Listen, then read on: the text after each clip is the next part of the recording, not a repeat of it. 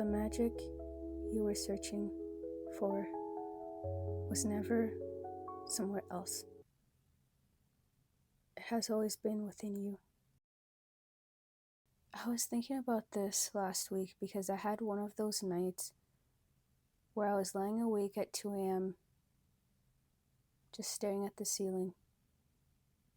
You know, those nights where your body is tired, but your mind decides it's the perfect time to bring up every fear, every question, every insecurity. That was me. I felt behind. I felt lost. I felt like everyone else was moving forward, building careers, finding love, figuring life out. And I was somewhere standing still. And I wish I could tell you I never have thoughts like that. But I do. And I think a lot of us do.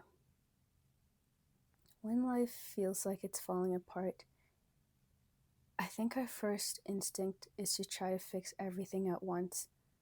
We convince ourselves we need a new routine, a new job, a new relationship, a new version of ourselves, all at the same time.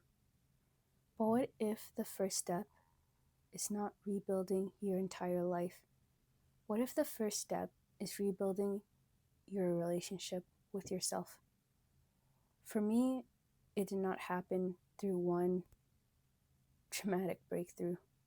It happened through a small choice, tiny, almost ordinary choices that did not look life changing in the moment. So I want to share a few of those with you in case you need somewhere gentle to begin. First, stop trying to solve your entire life today. When you're feeling overwhelmed, the question, what am I doing with my life, can feel too big to hold. So make it smaller.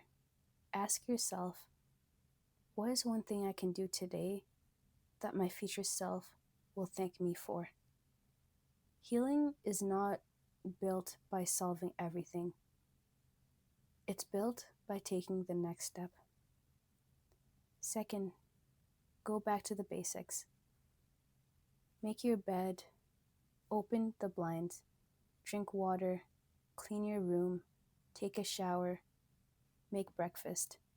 Those simple routines can become anchors. They remind you, I am still here. I am still trying.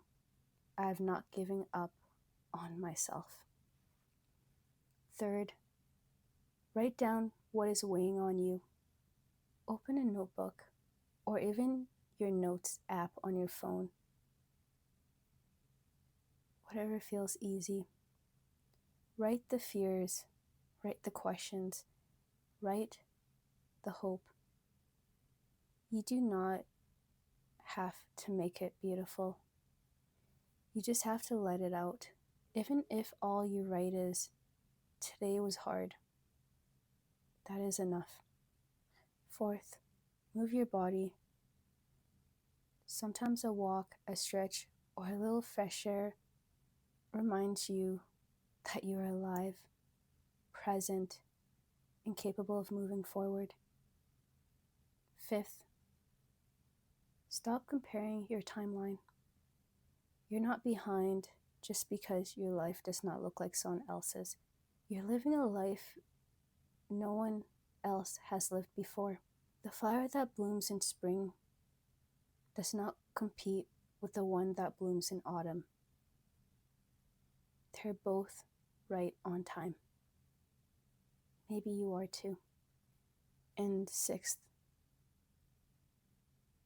keep the promise you make to yourself. Every promise you keep, each one quietly proves to you, I can count on me.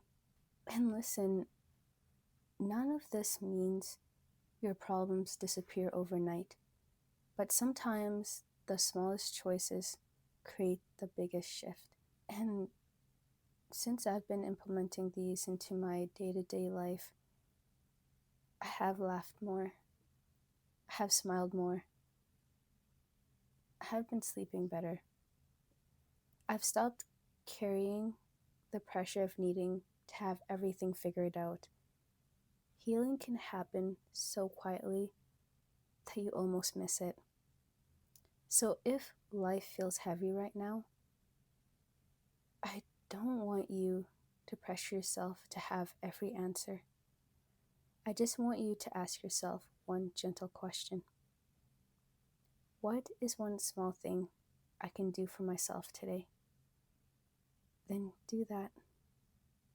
Tomorrow, ask yourself again. Maybe you don't need to become someone new. Maybe you just need to return to the person you have always been. The magic you have been searching for was never somewhere else. It has always been within you, because the magic cannot leave you when it is you. If this episode met you where you are today, take it as a reminder to be gentle with yourself. Start small, keep going. You are not as far from yourself as you think.